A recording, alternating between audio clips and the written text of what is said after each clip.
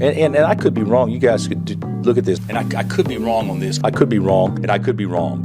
I could be wrong. I could be wrong on that. You'd have to ask him. But hello and welcome into Could Be Wrong. I'm your host, Nick Schwartz. I'm one of your hosts, Nick Schwartz. Hello and welcome into Could Be Wrong. I'm the alpha of the show, Nick Schwartz.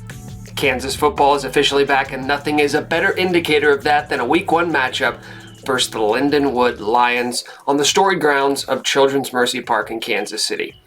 To help us get ready for the Kansas football season, we'll be joined by our and your good friend, Bryson Stricker. We'll discuss the ceiling for this Kansas team, the latest on Jalen Daniels' health, and why Bryson thinks he could be a 5-star high school football recruit. How do we get there? There's only one way to find out. Here's our conversation with Bryson Stricker. Bryson, there's a lot of KU football stuff we obviously want to get to, but last week you went on an insane Twitter, I wouldn't even call it a tirade because you weren't like super passionate about it, but you were certainly confident talking about the idea that you would be at your current age, stature, and physical nature, you could be an elite high school football player right now. No, I think you're missing a key point of that. Is that I need to be like 17, 18 years old again. It's like keep your strength. 6'3", 260 version of myself as a young lad, so I can take a hit and not like die and be on like bed rest for a week.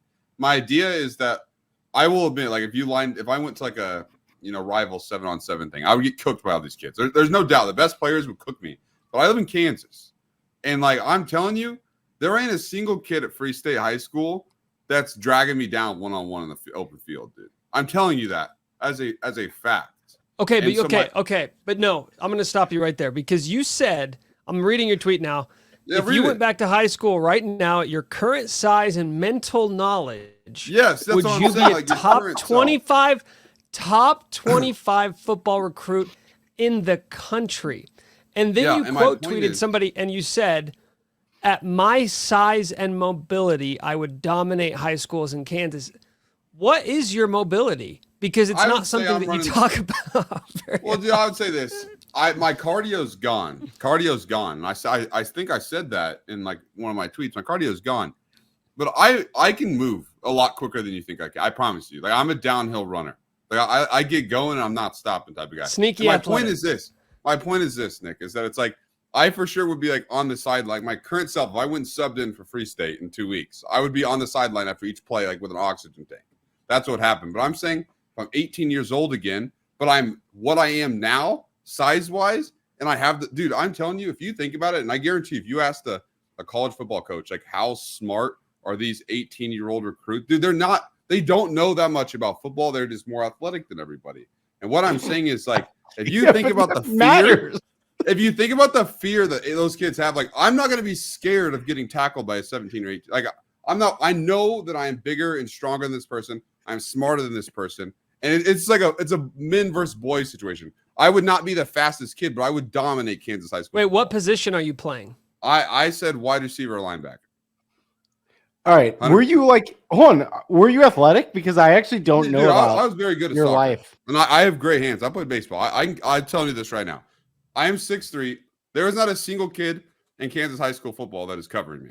And mind you, I might not like score a touchdown every play. I'm not saying that by any means, but it's like, throw me the fucking ball up. Like if I just go back to when I was in high school 12 years ago, and I think about the kids that are on my high school football team and starting on my high school football team, like them in that current form are not covering me. And like, I don't think that's like a crazy statement by any means. Like I will say like top 25 is a stretch. I will admit top 25 was saying, a crazy statement. I'm not saying is like, I'm going to line up. I was looking at like the top receivers. I'm not going to line up next to these kids and look as good as them. What I'm going to say is I am 6'3", 270 pounds and moving at, let's just say 4.9 40 speed. If you gave that to Nick Saban and said, you have an 18-year-old that is this big and can move this well and catch this well, and you have 4 years to develop them, they're like, yeah, that's my dream receiver. You know what I mean? That's a dream. Like I have 50 pounds on all these other kids. You know what I mean? And I'm 18 years old. In theory, my body can develop. In theory, I have more potential to get better. Whereas the truth is I have no potential to get better. You haven't even gone through puberty at this point. Yeah, and at 6'3", 260, wide receiver, like I would imagine the coaches are going to want you to trim down. Like, Yeah, no, considerably. 100%, but that's doable. I mean, that is doable though. You can't act like, oh, it's impossible for a kid to cut 40 pounds. That's very No, doable. I know. Okay. It's an odd hypothetical. I will say that Thank much. you. And I mean, I'll tell you this: our conversations with our team were very odd as well. It was a good tweet. It was a good tweet. I'm telling you this right now, dude. I was entertaining as could be. I'm gonna name a random kid. I think Clint Bowen's kid's still in college. I would run Clint Bowen's kid over. Like that, and that's a man versus boy situation. That's not a crazy statement. Like if that kid walked up to me on the street, I would run him over. Like that is just a fact. And so I don't think it's that crazy. Like, my point is obviously, like, again, I would be have an oxygen tank on my face. Like I would be dead in real life. Like if I did that right now. But I'm saying if I was an 18-year-old again with my current like mental knowledge and like, you know, willpower and competitiveness, like I don't think 18-year-olds are as competitive as they will 21, 22 even. You know what I mean? You're a big guy, and I will say that you screwed me when you posted a selfie of us that day we met in person from like this angle, upward, looking down. K-State fans still think I'm like really short. Well, you weren't that bad. Like 5'8". I'm like 5'10". No, I'm like 5'10". You're pretty short. You're below average. No, you might be like a Dave Portnoy 5'10". That's like a Dave Portnoy 5'10". No. I think I'm taller than you guys think. We've both met. First of all, not like it's.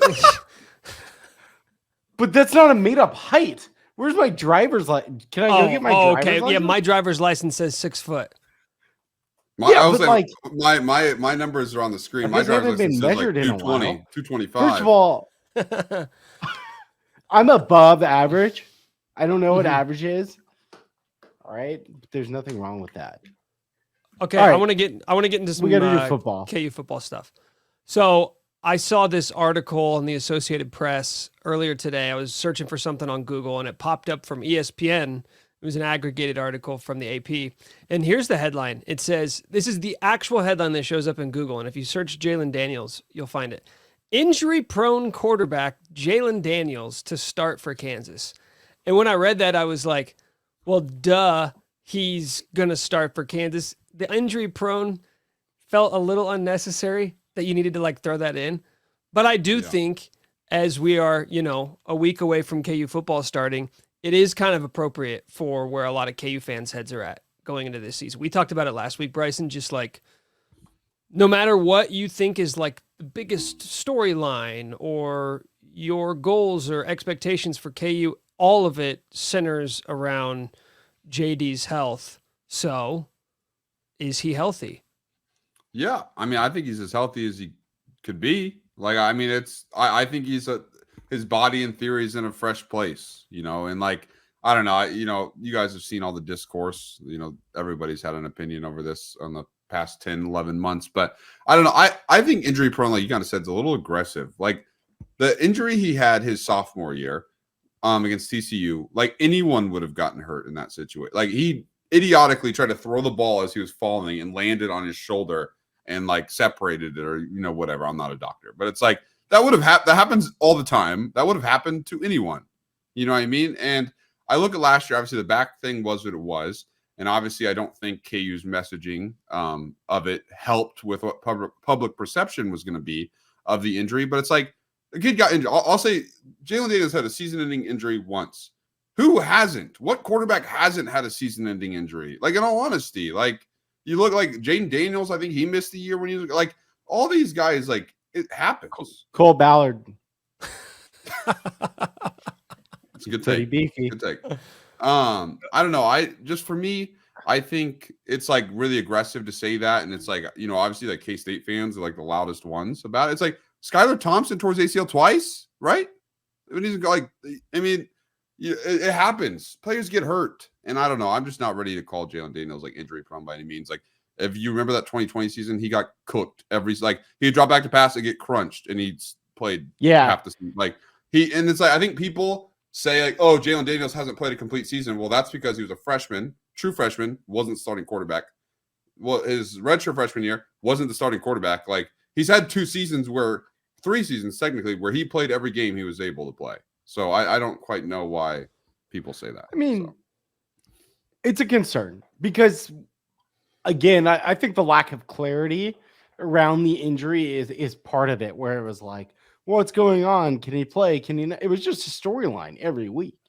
Yeah. It's been a storyline for 2 years straight for him in a week on a weekly basis, basically. So it's it is a bit unfair, but it is like the number one concern on every KU fan's mind. So like, is what your understanding is that he is like good to go. Yeah. Normal.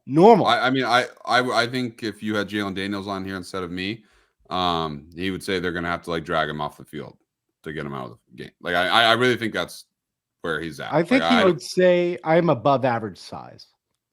Okay. Let me ask you this then, Bryson, because I think you would admit this, you ride the emotional roller coaster of a KU season harder than anybody, like the highs and the lows. So I'm sure you've thought of every possible scenario. As we get ready for this season, like how much is JD's health in your head about like what this team can do or what this season's going to go like? I mean, I think it's really important. But for me, it's like, I just need to flip a coin and it land on heads. Like I think Jalen Daniels getting injury is a coin flip situation. I don't think it's like, oh, it's going to happen the second he gets hit. And so I think like for this team to reach the goals I have and expectations I have, he has to stay healthy. There's no quarterback on this team that can take this team to the Big 12 championship game besides Jalen Daniels. But I will say, I think this team is good enough that they could also take any quarterback to probably a pretty decent season. Like, I said it last night on my spaces. If you think about it, who's the toughest game on the schedule? I'm sure you both agree who it is. Who is it? Kansas State. K-State. Okay, and guess who played at quarterback last year against Kansas State and almost beat them, should have beaten them. Should have beaten them. The beefcake.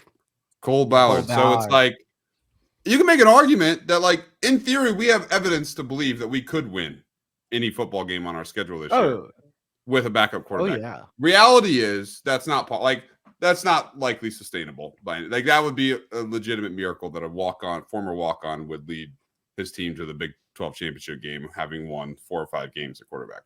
But I don't know. I think this team has a really high floor to begin with. But I think Jalen Daniels' health, I think will be what will get us involved in December and January. Is Cole Ballard, and I know you said this on Twitter yesterday, but is Cole Ballard the definitive backup quarterback? I think for now. Yeah, I really ride in the stance that I think if Jalen Daniels goes down with no warning or with little to no warning, I think Cole Ballard will undoubtedly be the quarterback that steps in. Plug and play. Yeah. Yeah. But I think if something like that.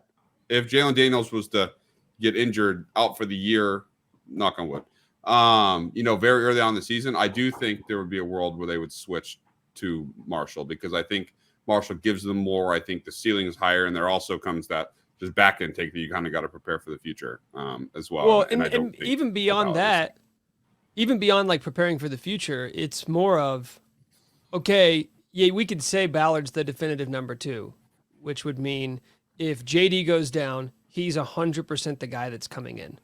Mm-hmm. But how long of a leash is any backup quarterback in the country on? Like if Ballard comes out there and they suck. That's a good point.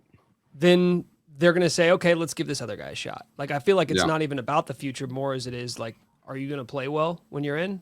The chatter on Marshall's been pretty good. Yeah. Yeah. What is the chatter?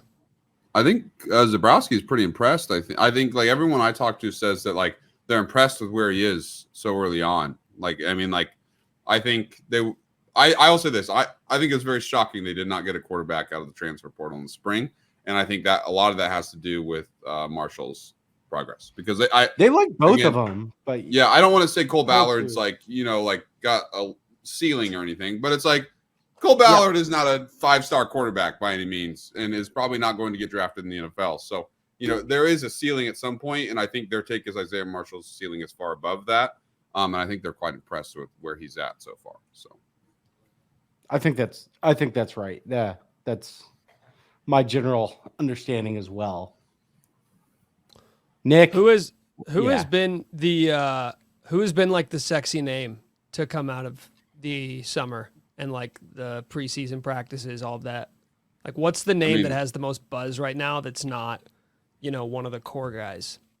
I mean, Deshaun Warner is up there. I mean, I think like he went into camp obviously with all the buzz because highest recruit we've ever gotten. But I think everyone I've spoken to, I think even the media guys who you assume are at least somewhat unbiased, are like going to these practices and being like, holy shit, like this kid is making an impact. And the media gets a very, very small snippet of what Leipold's willing to let them see. And so I think them being impressed is huge. Everyone I've talked to has been more than impressed. I think the other thing too is, I know this guy's part of the core, but I spoke about it yesterday, is I've heard so much about Mello Dotson. Like people are saying like, Kobe Bryant's the name everybody's talking about. Kobe Bryant's the guy that's, getting on the poster, but Mello Dotson's going to be the guy that's actually clamping out there. And so I think he's going to be a guy that, I don't think it's a surprise by any means. Everyone knows how talented he is, but I think Mello Dotson's actually probably going to have the biggest role on this defense. And so I think him, and I'm trying to think, I think Trevor Wilson had a really good fall camp too. I think like he was always going to be involved in the mix. He's already been involved, but I think, there is that clear top three at wide receiver, but I think now you maybe have an argument that there's a fourth that is in that top three now. So, I think Trevor Wilson as well. So top three out, top four in. Well, we only play 3 wide receivers at once for the most part, so it's kind of a tough situation. But yeah, I think Trevor Wilson will be very involved. I didn't know we were talking lineup. I thought we were talking top. He asked me sexy. And I was all right. We're talking who the buzzy names were. We're talking Trevor Wilson, Deshaun Warner, Mello Dotson. Yeah. Mello Dotson, yeah. It sounds like generally like the freshmen, especially or I guess in general, and again, we're going to keep saying this. You tweeted this, but like defense is showing up. There's optimism around the defense. Yeah, like, I talked.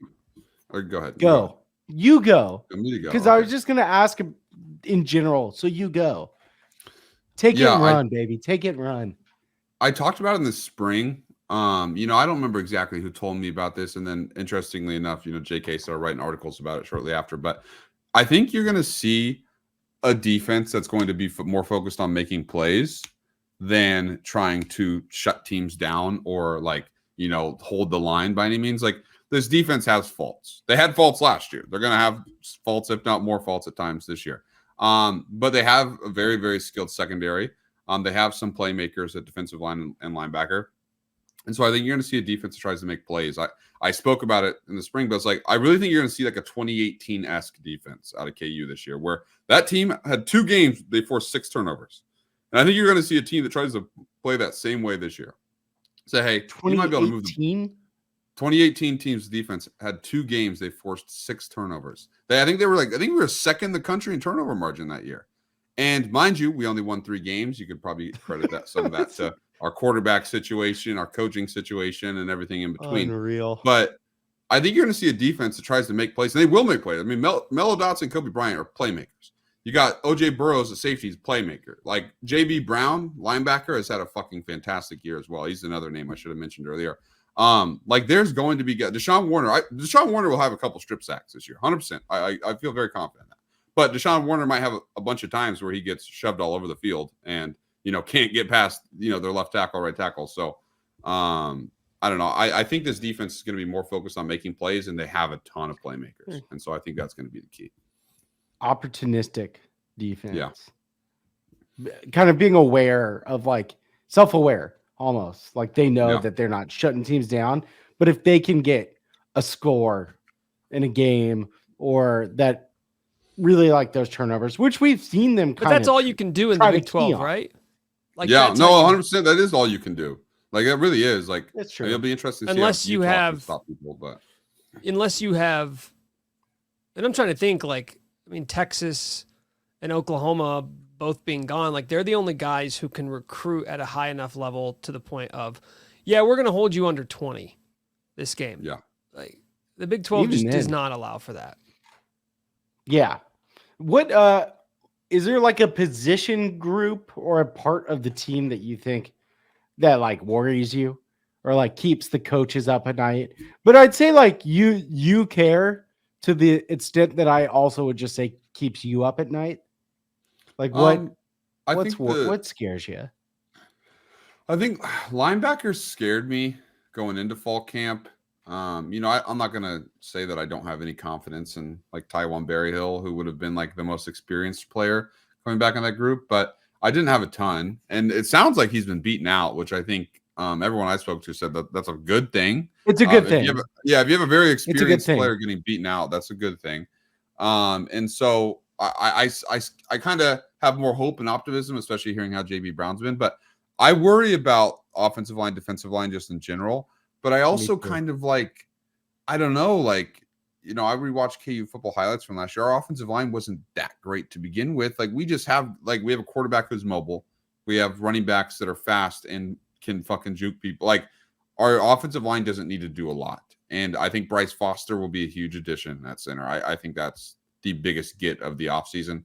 And I know they've flipped Cable Dew and Brown around. And I think that's because they needed to. They felt they needed to. So I don't know. You got to feel somewhat confident in the group they have. The worry starts to come when their injuries start coming. I think that would be my take on both sides, offense and defense. Like, I think we have a solid starting group. It's once those injuries start piling up, can we afford those? And do they have the depth? We'll see. Yeah, we'll see. What do you think is going to be the most noticeable difference between new OC Jeff Grimes and the offense we saw under Kotelnicki? Down the field plays the wide receiver. I think it'll be the first thing you'll see. I think people at times saw, like, you remember the big play. You remember the big plays because we would have 1 or 2 or 3 every game, but it wasn't regularities. It was a lot of like shorter stuff, and they would make someone miss, or Devin Neal would make a play or hitting tight ends. Like, I'll tell you, I know the wide receivers felt they weren't properly utilized, and I do think that Grimes maybe feels the same and is properly utilizing them. I think those 3 wide receivers are going to do big things this year, dude. I think they'll almost probably end up getting cannibalized by each other. That like not one of them will have like that just absolute all-star year to really get named into those finalists and watch lists. But I do think all 3 of those guys. I mean, that you saw it in the bowl game. I mean, dude, I rewatched the Oklahoma game highlights the other day, dude. They made some fucking snags. That snag that Quentin Skinner had when he was out of bounds and like came back in bounds, like off a defender. Like, dude, these wide receivers are good. And I think you're going to see Grimes utilize them really well. I'm getting torqued up. Like, yeah. Now I'm like, there's 4 receivers, and the coordinator will use them.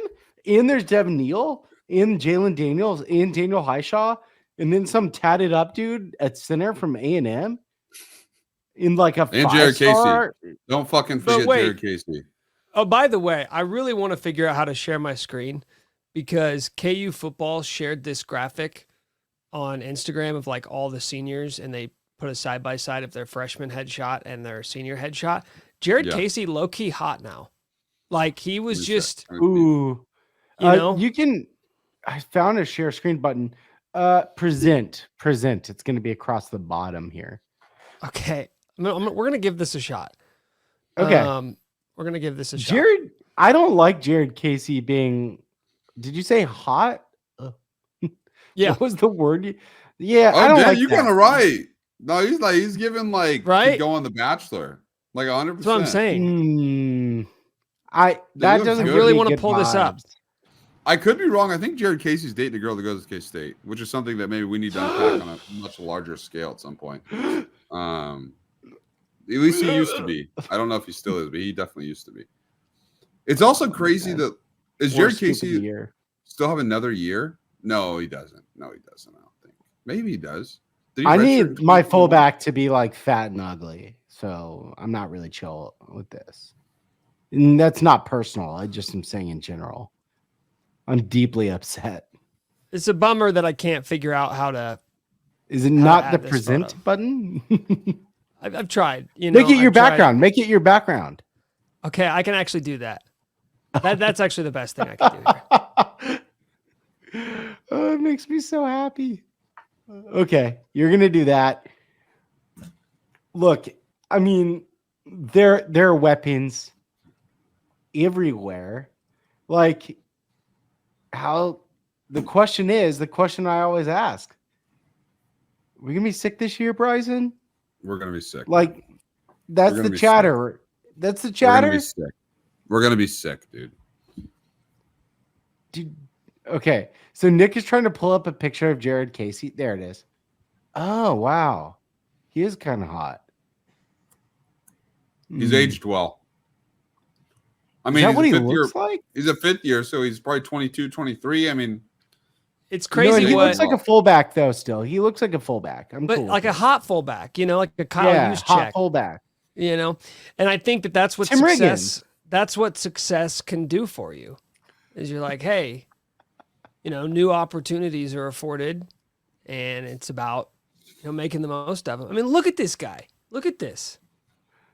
If you're listening, audio only, his jawline is popping. No, it's okay. His jaw is truly popping. I'm going to ask the question that I think everybody's wondering. Has Jared Casey had some work done?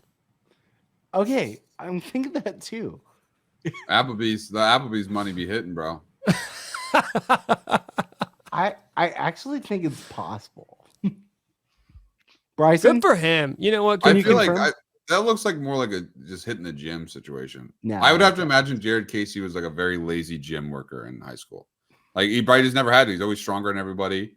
Like high school, obviously you're not like working out a ton per se. And then it's like he got into a strength and conditioning program and took it seriously. Like that's really what it looks like. So this is Jared Casey on the left here is whose ass you would have kicked in high school. Yeah. You know what? I'm kind of coming around. Okay, this is actually the question. Would you have been, if in this hypothetical from the beginning of this convo, would you have been a better high school football player than Jared Casey? Yes. And I don't think that's because of like based on like athlete translation by any. I think a lot of that comes down to the mental and like the wisdom's not the right word, but just like the knowledge of that I have grown and have. And like I'll say this, like I was competitive. I've always been competitive. But like my competitive nature now at 29 is like a trillion times higher than it was at 18. And I was very competitive at 18. Again, this is gonna be drastic. You're telling me that I am competitive to the point. I'm competitive to the point that I would like break something to win now. And I would not have done that at 18. I don't think I think we call that being a hothead. I mean, sure. I'm not saying like, I'm saying break something in your body. Yeah, I'm saying like I'll lower my shoulder and like break my shoulder to run. I thought you meant like you'd turn around and punch the TV. No, I just think that when you're younger, dude, you're like there's so. I'll give you this example.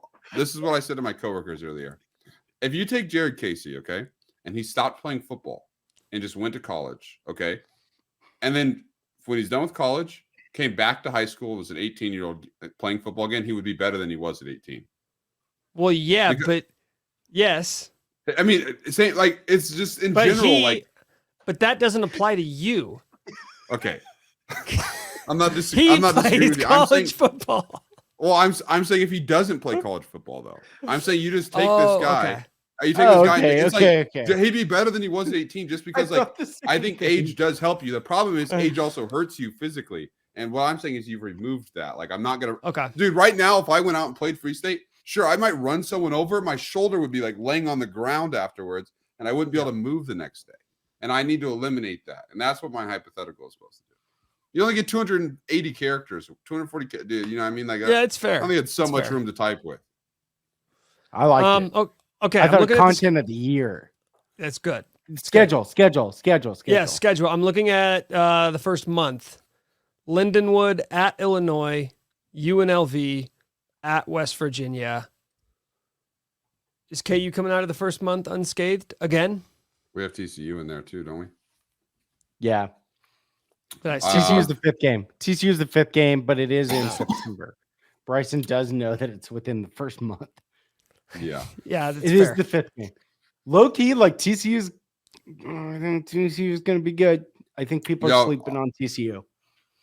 I don't think that game will be a walkover by any means. I think there'll be like maybe 5 walkovers for lack of a better term, but like those TCU and West Virginia games, we're going to have to dig in. Like 100%. Those will not be easy. But I think we'll be undefeated after the first month. I think KU really didn't have many walkovers last year.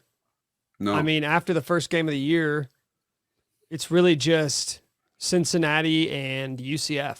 Like those were the only games. And UCF like I don't know what the football version of shot quality is, but UCF we should not have blown them out. They just like turned the ball, like they would move the ball and turn the ball over, and then we had a punt return touchdown, and then we'd have a big play. Like UCF was actually kind of good last year, and we kind of rolled at Illinois. Their quarterback situation was Illinois. The first half we murdered them, and then Kotelnicki doesn't know how to coach an offense with a lead, and next thing you know they're back, and they call BS targeting, and they're back in the game. Watch out, Penn State fans. Kotelnicki, you were on Fraud Watch, and Fraud Watch, first Fraud Watch of the year. Wow. I think Kotelnicki is our lifetime leader of Fraud Watch nominations. He is by I will say, I could be wrong. I think leader. Penn State and West Virginia play each other next week. Somebody DM'd me about that, and that will be interesting. What do you mean they DM'd you? Like, isn't it just like someone DM'd me and was like, should we be paying attention to that? Like, will that tell us anything about West Virginia or about like how good Kotelnicki is or how our offense will work against them? And I was like, I'm not sure that's like a direct equivalent because I don't think Drew Aller is good at all. But it is interesting.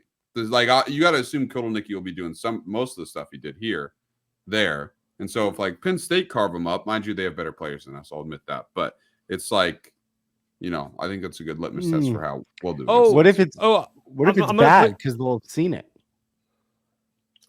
I mean, I guess, but all right, Bryson, I'm going to put you on the spot here. I'm assuming pretty confidently that you've already done the homework on this, so I apologize if you haven't.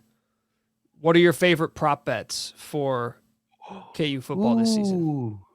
You mean? Well, I mean, there's only 4. Like, I guess there's like the running or the player stat stuff. I am all over. KU dropped down to over 8 at DraftKings. We need to push at 8. That in my opinion, it would be mind-boggling if we went 7-5 or worse.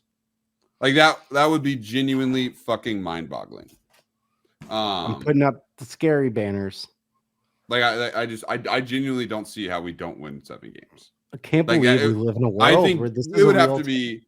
You'd have to lose out of Jalen Daniels, your 3 wide receivers, and Devin Neal and Highshaw. You'd have to lose 3 of them.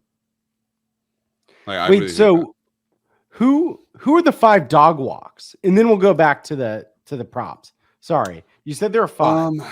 Lindenwood, UNLV, Illinois, UNLV. I don't think Illinois is good at all, dude. I don't. Okay. Their tickets for that game. The tickets for that game are going for $7, dude. But playing on the road's tough. They're going for $7 They're going for $7 on a Saturday night, man. $7 is nuts. Like I'm telling you, Royals. That's like Royals tickets. That's worse than David Beatty Kansas football, dude. They were at least going for 10 or free. Like it comes up, it's 10 or free. There's nothing between 0 and 10. It's 10 or free. And $7 is nuts, dude. $7 is nuts. Okay, all right. They're dog walk. That's fine. Yeah, and then, after that take, I'm in. I'm trying to go through our schedule. Like, okay, I will say this: I think Arizona State, like, there's every chance that game could end up being like super scary. Like, I genuinely do think that, but I also think there's the same chance that we dog walk them. Like, still, like, I think it's like a dog walker trap sitch. K-State. No, I'm just kidding. I will say again, I think Colorado is a game that like could low-key be scary if they're healthy, but I also don't see any world that Colorado team is not an absolute shambles by the time they make it to Arrowhead. Like I don't see. I agree. I agree. I don't think there's any. Like I could see a world where Shador's sitting out for the draft already. Travis is sitting out for the draft. Like Dion's been fired. Like I do that. Who knows?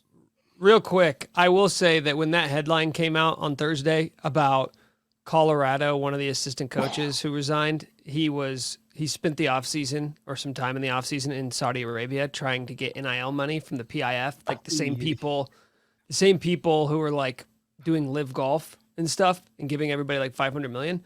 My initial reaction was, why didn't KU think of that first? That's a good take. I'm for that. Give money. I am too. So now we care where the money in college athletics comes from. No, I don't care. I'm a separate church and state guy. And it's like, I have morals, but when it comes to like our football team getting good, cheat. I mean, you guys, the basketball guys, are you guys telling Adidas not to fucking sign Silvio De Souza? I am. Cheat. If you're not cheating, you're not trying hard enough. Like it's not even cheating because it's like, dude, you have the option. You have the option to cheat, or you can be a K-State fan. Like that's it. You're losing, and you're just yelling. Everybody else is cheating. They're cheating. They're cheating. They're cheating. Cheat. That's my take. It's not cheating. It's like sports washing. Well, I would say I think the going to Saudi Arabia to get money that is not NIL. With all due respect, that's fair that I mean, because you know what's next, right? Your Mark's talking about playing in Mexico City. Oh, yeah. When are we getting the cartel involved? We got fucking laundering fucking cocaine money through Kansas football. I saw. Okay. I'm in. Let's do it. I'm so in. I saw a photo. I saw a photo on Twitter earlier today, and it was clearly an AI generated photo of Osama bin Laden with the fucking Colorado quarter zip on and the coach's headset.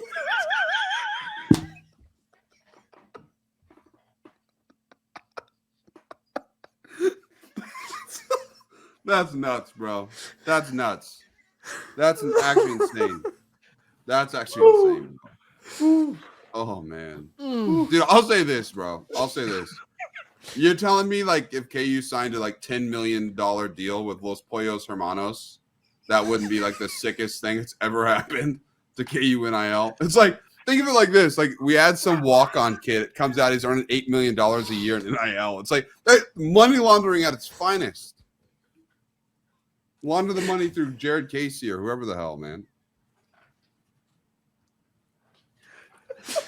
I love the idea of Gus from Los Pollos Hermanos being like, grinding the tape on KU and being like, there we go.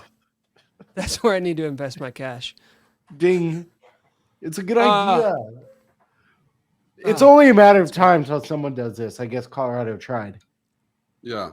Yeah, I'm telling you, like, I'll say that I am like very shocked that like, I mean, it'll come out. There's a university 100% getting their NIL funds illegally, like from like drugs or whatever that. Like that's 100% happening.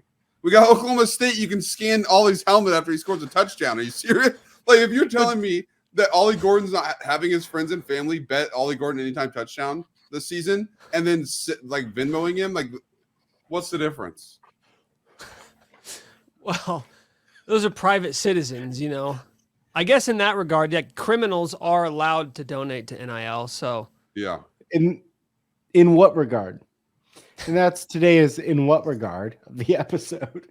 That was really good. So what other prop bets do you have? I mean, So I do have KU over. I have KU over 8. Great. I really like that. I have KU to make the playoff and KU to win the Natty in basketball. At 89-1. I really like that. That's a good one. I mean, you guys know I'm a playoff guy. I also have us to win the Big 12 in both. I think that's like 26-1, something like that. 23-1, something like that. I think that's a good bet.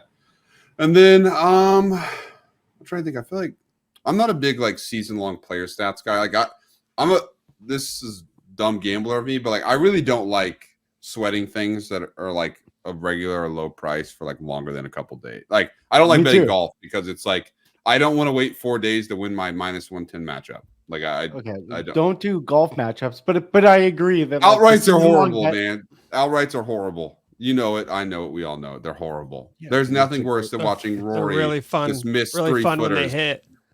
Yeah, 3-footers left and right, and you're just watching your plus 3,000 bet go away in smithereens, man. No, betting golf is good. I do agree on the season long one. Like, are there any? Okay, those are the ones. I don't know any of the player prop ones. I know. I was looking. I think they have Jalen Daniels like passing yards and stuff. Which are up. It's just too. That's a bet. It's like if he gets hurt after the third game, you're gonna want to die. You know, so it's like, why would you bet that? Okay, then let's end on this because I have one more question that I don't really think we touched on much. Going back to the Jeff Grimes stuff. Yeah. More downfield opportunities for the wide receivers. They're going to be more involved. how does that impact the run game? How does that impact Devin Neal? Like, there's a lot of mouths to feed in this offense. So can you have both? Can we have the wide receivers being more involved and seeing another really productive season from Devin and Daniel and whoever else is in the backfield? Yeah, no, I talked to this yesterday too. Like someone I talked to said, like, I think that you're going to see this defense or offense, sorry, not try and like carve people up, but rather like leverage them to make a decision. Do you want to stop the run game or do you want to stop them from being able to throw the ball? And then you're going to see this KU team take advantage of whichever opportunity they're going to present. And I think at times you saw it happen last year. I think the Oklahoma State game is a great example where I think the week before we had run really well.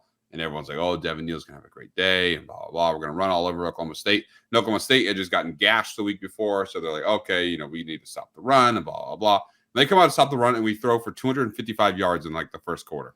Like it was just like, we just threw the ball all over the fucking field and covered them up. And I think you're just going to see KU execute that better. Like I really don't think KU did a great job of like doing that in the past. Like I think we've just like, it's like RPO or like, what are we? Yeah. Well, I think, options? I think just in general, like, you're going to see a situation where it's like, I think you will see RPOs, obviously. But I really think you're going to see them say, hey, if you're going to line up in man coverage with our wide receivers and not have a safety over the top on both sides, like we are going to beat you down the field all day. And the second you start to back up and not pack the box, Devin Neal is going to run havoc all over you. And I really think it's going to like come down to that at the end of the day. And I think you'll see a lot of the creativity that we had, the motion stuff. I think you'll see all that. I really think this offense is going to be very multiple, I think is the term that Jeff Grimes likes to use. Is there a reason Koldenicki didn't do that? Like quick, do you know? No, I don't necessarily. Like that just wasn't his deal. I think Koldenicki's great and all, but I really don't think that I will be surprised if Koldenicki has a ton of success at Penn State. That is what I'll say about this. I think he's a good offensive coordinator. I think I'll be very surprised if he has a ton of success at Penn State. Like I think you could almost argue that our offense saw its peak under him last season. Like I don't think it would have gotten better. Unbelievable that our first fraud watch of the year is once again Andy Koldenicki. Some things change, some things stay the same. Okay, this has been awesome. Record prediction. Record prediction, Bryson. KU finishes the season with what record? Just regular season? Yes. And then depending on what your answer is, we can go 10-2. Past that. 10-2. I think we will lose a game to a team we should not have lost. Like we will probably be like close to double-digit favorites and lose to somebody. And then we will either lose to K-State or lose one of those first two conference games to TCU and West Virginia. So is that good enough to get into the playoff? Good enough to make the Big 12 championship game. I think 10-2. I think 10 wins will get you in. I think 9 will get you probably in like a 4-way tie, which will be interesting to see how that breaks out. I think my take is like, I really think the K-State game, and assuming obviously the season's going well on the front and back end of this, I think that K-State game is really going to decide if we can make the playoff. I think obviously it's the only real tough game. So like we can't get blown out, because if we get blown out, we have to win the Big 12, because it's like these guys are fraud. We will be on fraud watch if we get blown out by K-State, win all the other games or whatever. We go to the Big 12 championship game and we get like beat like Oklahoma State did this year. It's like, okay, these guys are frauds. They don't deserve to be in the playoff. If we go compete with K-State, or even God forbid beat K-State, make it to the Big 12 championship game and lose, I think we could still make the playoff. So I don't know. I think that's kind of, I'm team. Let's get to Arlington and deal with the rest later. That's where I'm at in all this. So yeah, we'll see. And I'll say this: Arlington. I know there's a lot of playoff talk. There is nothing more certain than if we do make the playoffs, we will get absolutely boat raced in that second round. Like there has never been. We will be Florida State versus Georgia this year. That is like absolutely certain. Like that is like, because if you think about it, what will likely happen is we will get the 4 seed if we win the Big 12, and we will play the SEC runner-up, which will be the 5 seed. And let's take a second to think about who that might be. Ole Miss, Georgia, Bama. I mean, maybe Mizzou. I will say Mizzou, like the rivalry will kind of give us more hope there, but we will be 13.5-point dogs, if not bigger, in that game. And so we will get like shit pumped, but it'll be fun. You know what I mean? Like we were there. That's kind of where I'm at on that. It's like But that's I'm the whole here. point. That's the I'm whole here to point. get shit pumped. When they were at when they were at a 14 playoff, and people always said, well, if you went 10-2, if you went 9-3, you don't deserve a shot. Like, you're not good enough to play for a national championship. And all we've ever said is, that's fine, but just give them the chance. Like, no one's saying that the 12 seed is going to win the Natty. Just give them the opportunity to play for it. Like, that's all. Yeah, and I think people miss too that like it makes the end of the season more fun, because when you've narrowed that list down to 6 or 7 teams in week 8 or week 9 that can make the playoff, like are going to make the playoff, it gets lame. Now you're going to be a situation where, dude, the entire top 25 will have like an outside shot until like week 10. So I think that makes it more fun. I think too, like my take is like I think the first round will be really good.